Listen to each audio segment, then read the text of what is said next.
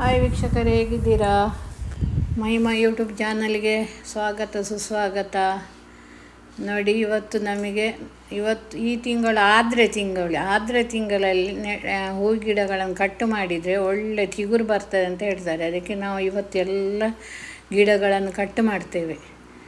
ನೋಡಿ, ಎಲ್ಲ ದಾಸವಾಳ, ಕೇಸ್ಕರ ಮತ್ತು ಗುಲಾಬಿ ಗಿಡಗಳು, ದಾಸವಾಳ 3-4 ಬಗೆಯದ್ದುಂಟು. ಎಲ್ಲ ಇದರಾಗೆ ಆಗಿದೆ, ಎಂಥದ್ದು ಕಾಡಿನಾಗೆ ಆಗಿದೆ. ಎಲ್ಲ ಕಟ್ ಮಾಡ್ತೇವೆ ಇವತ್ತು.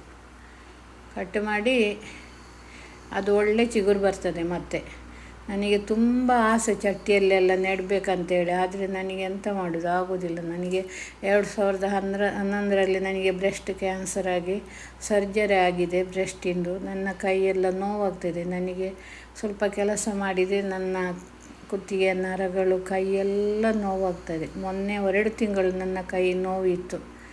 ಈಗ ನಾನು ತೊಕ್ಕೊಟ್ಟಿನ ಡಾಕ್ಟ್ರದೊಂದು ಲಾರೆನ್ಸ್ ಡಾಕ್ಟ್ರ್ ಅಂತ ಸ್ಪೆಷಲಿಸ್ಟ್ ನರದ್ದು, ಅವರ ಮದ್ದು ತಂದು ಈಗ ಕಡಿಮೆ ಆಗಿದೆ. ಈಗ ಪುನಃ ನನಗೆ ಕಾಲು ನೋವು ಶುರುವಾಗಿದೆ. ಅದಕ್ಕೂ ಕೂಡ ಮದ್ದು ತಂದಿದ್ದೇನೆ.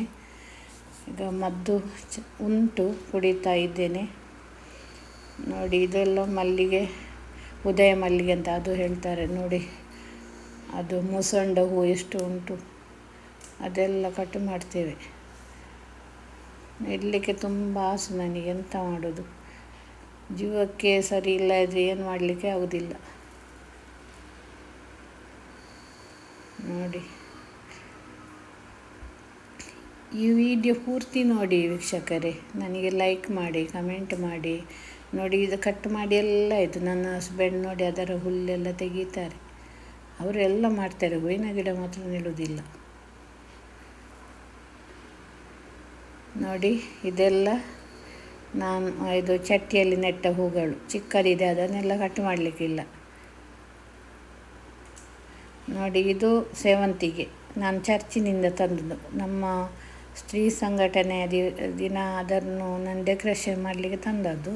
ಆಗ ತಂದು ಒಂದು ನೆಟ್ಟು ಬಿಟ್ಟದ್ದು. ನಾನು ನೆಡಲಿಲ್ಲ, ಊರಿ ಬಿಟ್ಟದ್ದು. ನೋಡಿ, ಇದೆಲ್ಲ ಕಟ್ ಮಾಡಿದ್ದು ನಿನ್ನೆ ನಾನು. ನೋಡಿ, ಇದು ಪುದೀನ ಸೊಪ್ಪು.